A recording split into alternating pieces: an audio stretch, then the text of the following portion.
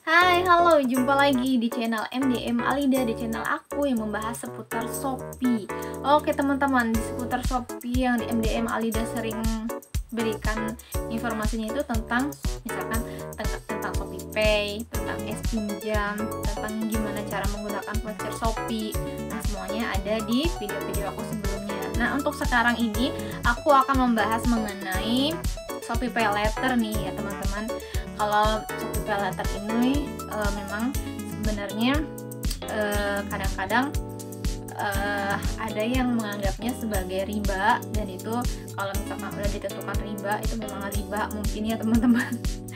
Dan saya juga mohon maaf banget kalau memang ini ada semacam ribanya gitu ya. Begitu juga dengan pinjam, dan ya Allah aku mohon maaf kalau misalkan aku ini memberitahukan ke teman-teman semuanya mengenai pinjam ini yang ternyata termasuk ke dalam riba gitu ya. Jadi aku juga kadang bingung ya teman-teman.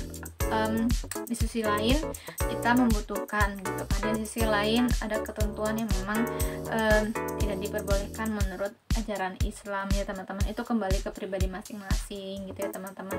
Jadi pinjam ini ada terindikasi juga sebagai pinjaman online, pinjol atau pinjol. Dan menurut ajaran guru saya, pinjol itu termasuk ke dalam riba gitu teman-teman ya. Kalau boleh teman-teman hindari riba gitu ya teman-teman, karena riba itu termasuk dosa juga. Dan aku ajarin ke teman-teman, kalau misalkan memang di aplikasi Shopee teman-teman itu ada pinjamnya gitu ya teman-teman, sebisa mungkin teman-teman kalau memang sudah ada limitnya, teman-teman sudah mengaktifkan pinjam itu, teman-teman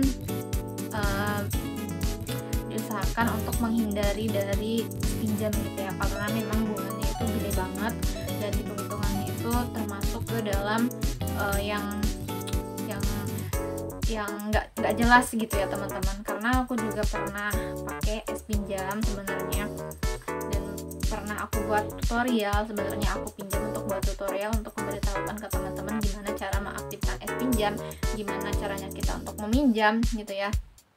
Jadi teman-teman, aku sarankan jangan gitu ya, jangan pinjam kalau memang keadaan tidak memungkinkan. Kalau misalkan teman-teman masih bisa ada jalan lain gitu ya selain meminjam di pinjol, teman-teman sebaiknya hindari pinjol gitu ya. Nah, kalau pay letter ini bukan termasuk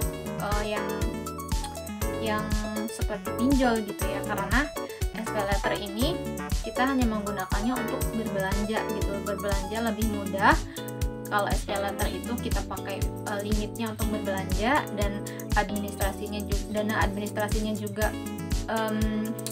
ada hitungannya gitu, misalkan 1% per transaksi. Nah, itu memang untuk administrasinya gitu ya. Nanti dibayarnya itu kalau misalkan di bulan depan atau setelah transaksi pembelian barang itu, barangnya diterima baru kita bayar. Nah, itu kalau saya pay letter ini masih termasuk masuk akal gitu ya, ada hitung-hitungannya, administrasinya 1% gitu ya kalau pay letter itu ya teman-teman ya. Jadi kalau mau aktifkan pay letter itu karena menurut aku banyak keuntungannya. Jadi kita tinggal klik gitu ya, jadi kita tinggal klik membeli barang kemudian pakai pay letternya. Jadi nggak mempersulit kita harus buruan-buruan bayar karena dikejar time limitnya gitu ya. Misalkan kita mau beli barang ini nih, barang yang diperluin banget gitu ya, dan kita harus check out secara cepat gitu ya, kita menggunakan limit pay letter kita. Nah, itu menguntungkan ya teman-teman menurut aku pay letter itu, karena di zaman modern online saat ini teman-teman ya, itu kecepatan itu sangat diperlukan gitu ya. Karena kita sebagai pembeli, kita juga takut misalkan ini barang ini perlu banget aku nih pakai nih, misalkan ada waktunya udah mepet banget nih, aku pengen cepet buruan bayar. Nah, kalau kita punya pay letter, jadi kita check outnya itu lebih cepat tanpa harus keluar rumah juga gitu ya. Kita tinggal menggunakan limit SPayLater kita. Nah kadang ada yang tanya gitu ya, Kak aku udah aktifin SPayLater nih, tapi aku udah dapat limitnya nih, tapi aku nggak pernah pakai gitu ya, nggak pernah pakai untuk belanja.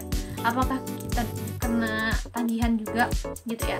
Ya enggak, kalau misalkan kita nggak dipakai untuk beli barang di Shopee, ya kita nggak akan kena tagihannya. Jadi limit SPayLater kita tetap di situ dan kita nggak akan dapat tagihan apapun. Jadi kalau SPayLater itu bisa kita gunakan di saat emergency, butuh banget beli barang, pengen beli cepat gitu ya, atau bisa kita gunakan untuk modal usaha untuk diputar lagi, beli barang menggunakan SPayLater, nanti barangnya itu kita jual dan kita dapat uang dari pembeli gitu secara cash gitu, nanti kita bisa bayar bulan depannya ke Shopee-nya gitu teman-teman, menggunakan dana yang kita dapat gitu ya.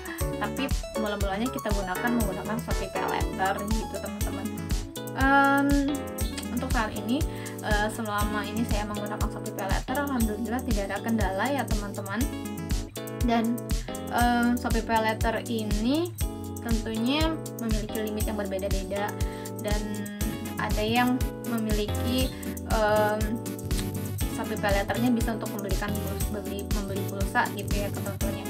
Ada juga yang mempunyai limit SPayLater tapi tidak bisa membeli pulsa. Jadi tiap akun itu berbeda-beda gitu ya teman-teman.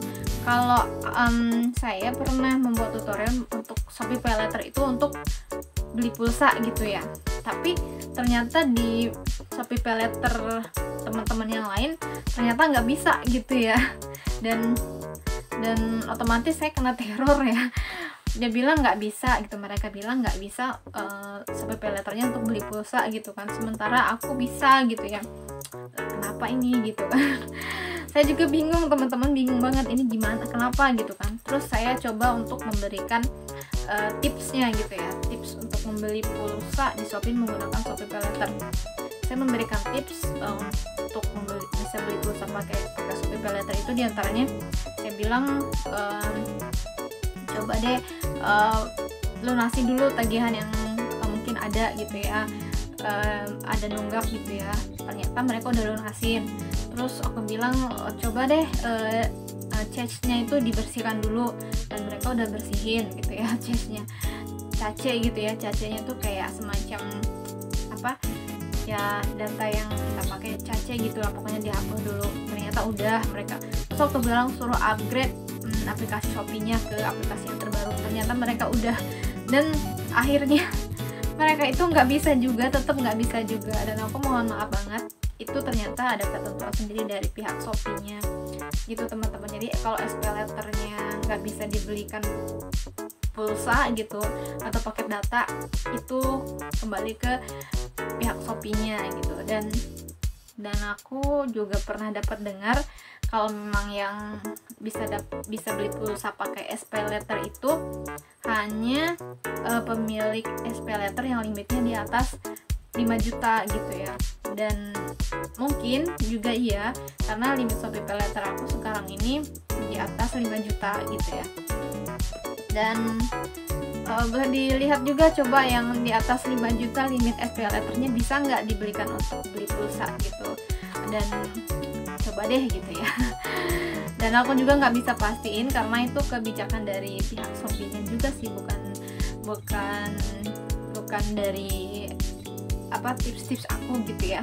Pokoknya tips-tips aku di video yang dulu itu mungkin nggak kepake lah ya teman-teman. Jadi aku bukan berniat untuk bohong kalian gitu ya, bukan bermaksud untuk bohong, karena aku coba gitu ya, coba gimana sih caranya untuk beli pulsa pakai SPayLater gitu teman-teman. Jadi kalau untuk kalian yang masih belum bisa pakai SPayLater buat beli pulsa dan pakai data, jadi aku mohon maaf banget karena itu kebijakannya dari Shopee gitu ya teman-teman. Tapi selama aku pakai SPayLater, dulu pernah sih aku nggak bisa beli pulsa pakai beli pulsa pakai data pakai SPayLater, dan aku coba lakuin tips yang diberikan oleh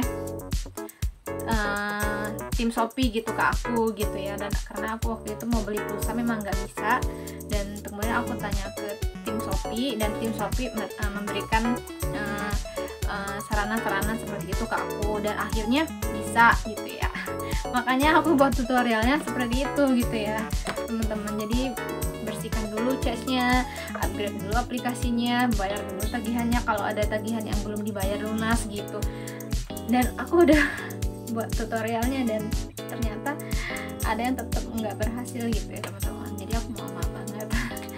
Aku angkat tangan ya kalau misalkan masalah itu teman-teman nggak bisa pakai data menggunakan Shopee Pay Later-nya. Nah, oke, teman-teman, misalkan ada nih teman-teman yang masih belum mengaktifkan Shopee Pay Later. Kalau mau aktifkan Shopee Pay Later, misalkan ada kendala atau apa gimana, teman-teman bisa langsung komentar aja di bawah ya teman-teman kalau ada kendala untuk mengaktifkannya gitu ya.